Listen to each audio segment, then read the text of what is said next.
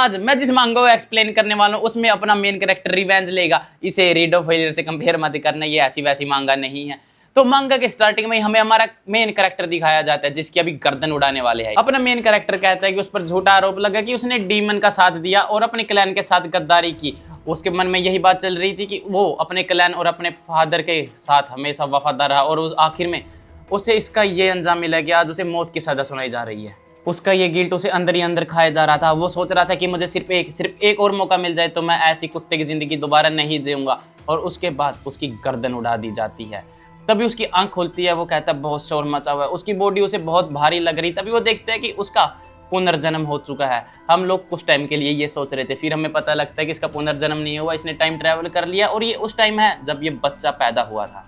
तभी उसे एहसास होता है कि ये जगह असल में ग्रैंड मैंशन है बजक क्लैन का।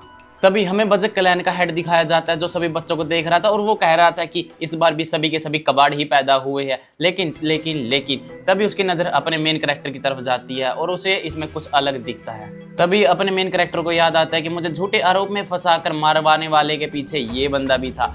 उसके बाद उस क्लैन का लीडर कहता है कि इन सभी बच्चों को तलवार के पालने यानी कि ये जो भी लीग रखा है इसमें लेके जाओ। और ये क्या है, असल में ये एक टेस्ट है जहाँ पर बच्चों को स्ट्रॉन्ग बनाया जाता है। जो बच गया वो स्ट्रॉन्ग बनेगा, जो नहीं बचा वो टपक जाएगा। अपना मेन कैरेक्टर बार बार यही सोच रहा था कि मैं इन लोगों के लिए इतना वफादार रहा, इन लोगों के लिए खून किए, मर्डर किए, एक ही चीज़ होती है वैसे तो, इन लोगों के लिए इतना सब कुछ किया, इतने गंदे काम किए, उसके बावजूद मुझे इनाम के तौर पर मौत ही मिली और मुझे गद्दार का करार दे दिया गया। और उसके बाद अपना मेन कैरेक्टर एक बहुत ही प्यारी लाइन बोलता है। वो बोलते हैं इस बार मैं वो कुत्ता नहीं बनूंगा जिसे खरगोश का शिकार कर देने के बाद मार दिया जाता है। तो तभी वहां से सभी बच्चों को क्रेडल ऑफ स्वॉर्ड से निकाला जाता है। असल में ये उनकी ट्रेनिंग है, जो बच गया वो बच गया, जो नहीं बचा वो टपक गया, सीधी बात है। और हमें इसकी हिस्ट्री दिखाई जाती है। असल में इस स्वॉर्ड के जंगल से पार होने के बाद एक नदी होगी और उसमें जितनी देर के लिए बच्चा रहेगा वो उतना ही ज्यादा स्ट्रॉन्ग होगा।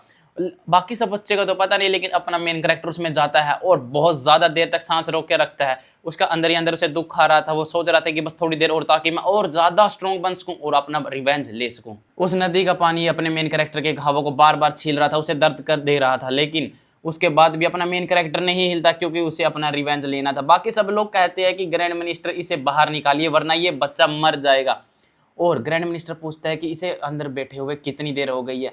तभी उनका बटलर कहता है कि लगभग 7 मिनट।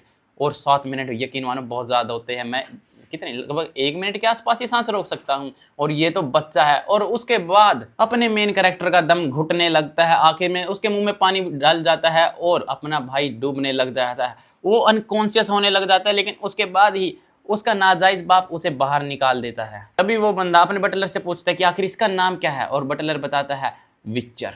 तभी वो बंदा कहता है कि वो तो हमारे क्लैन में एक बहुत ज़्यादा लालची बंदे का जन्म हुआ है।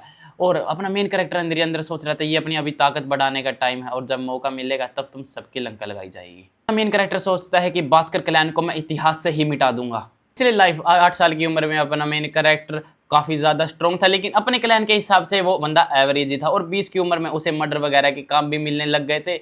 और उसके बाद 29 की उम्र में वो अपने बाकी क्लैन वालों के मुकाबले काफ़ी पीछे रह गया था और उसे अपनी तलवारबाजी की सीमा भी जो है पता लग गई थी। और जब वो 30 साल का था तब डीमन वर्ल्ड का दरवाजा ओपन हुआ और ये वही था जब इस पर झूठा आरोप लगा था कि इसने डीमन से हाथ मिला रखा है और इसे फांसी दी गई थी। मतलब फांसी क्या दी गई थी, काट दिया गया था गला। 35 साल की उम्र तक इसने बहुत सारे डीमंस को मार दिया था और 39 की एज में इंसान जीत गए थे और डीमंस हार गए थे। उसके बाद 40 की उम्र में उसे इनाम मिलने वाला था अपनी वफादारी के लिए और उसका इनाम था अपनी गर्दन कटवाना। अपना मेन कैरेक्टर पालने में खेल ही रहा था, तभी उसे पीछे से कुछ नर्सिस की आवाज़ आती है जो कह रही थी क्या हमें इस बॉक्स को बिच्चर के पास ही रखना है। और तभी वो पीछे देखते उसे समझ नहीं आ रहा था कि क्या ये मेरे लिए कोई गिफ्ट आया है।